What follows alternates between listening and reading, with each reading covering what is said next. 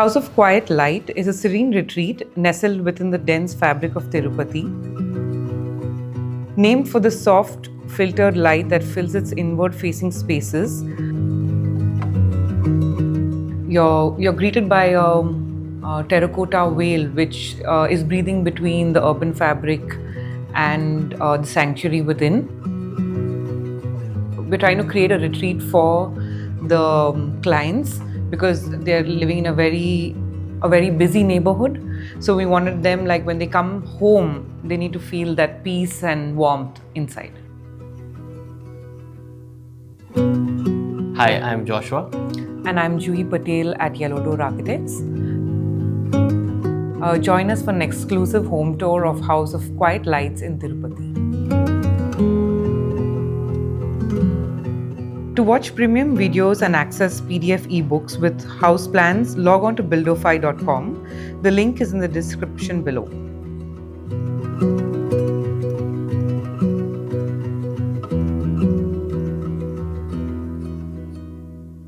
It has a special place in a lot of people's heart, Tirupati, right? Because it is a temple town and it's a very it's a religious, spiritual place. You see the hills, you do get a sense of, you are entering a place that is special. This neighborhood, it's quite densely packed. It's a 60-40 plot.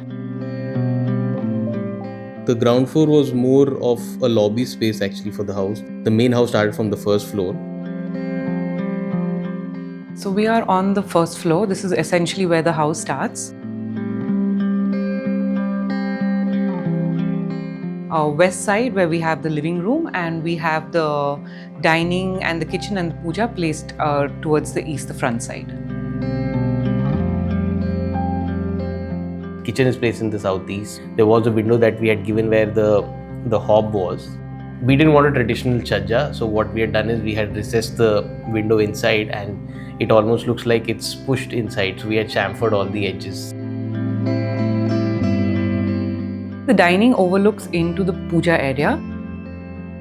We wanted to create a temple kind of feel when you enter the puja space versus just a puja room within the home.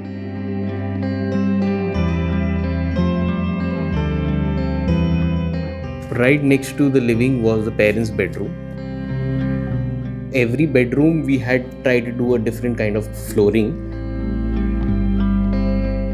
So we are on the second floor right now. The client had a requirement of a library space. So there was a guest bedroom on the rear side. I mean, he had mentioned that he was into deep sea diving. So what we had done was we had laser cut all these small marine life pattern and inlaid in the floor. We are in the balcony of the second floor, which overlooks onto the balcony of the third floor and the first floor. The whole idea was to start the house 10 feet from the buildable floor plate. So why we had done this to create some kind of volume and also some visual connectivity between the balconies. Coming to the third floor from the lift or the staircase. So this was the son's floor, so the whole floor was dedicated to him.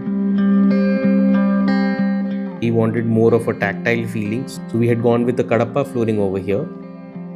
The front area is the full length window, so we can take the maximum light and ventilation from here.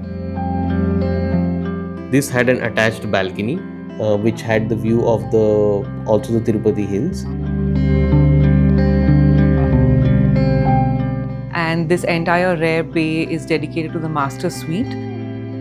3 sections basically, the bed and the study and the lounge area behind.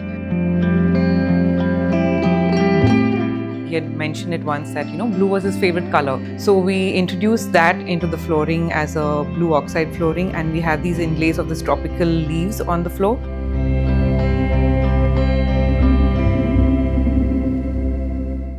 We had followed the Vastu and we had showed them where what is coming, but we had told the idea after, saying that if we move the house by 10 feet and still have the Vastu, we can still create a little bit more than just a regular building.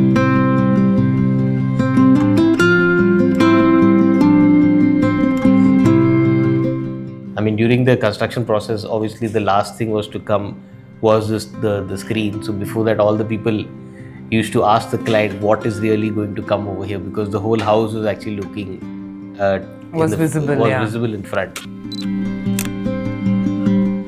We saw the renders and all. We had an idea that it would come up like this, but for about a good part of an entire year, all that was there was only those bars, just the steel frames and nothing else in the elevation. And all my effort went into explaining it to people. Just wait for a bit, you will know when it stands out there.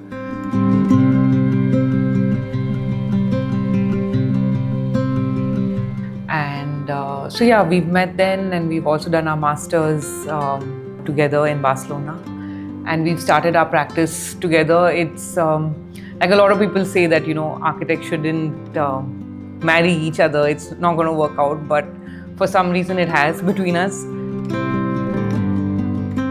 Also, there's a discussion, right? There's not just, hey, this is my point or your point. There's always a discussion, there's a talk of what's best for the project, and then that's what goes forward. So that way it's, touch wood, it's not been so complicated.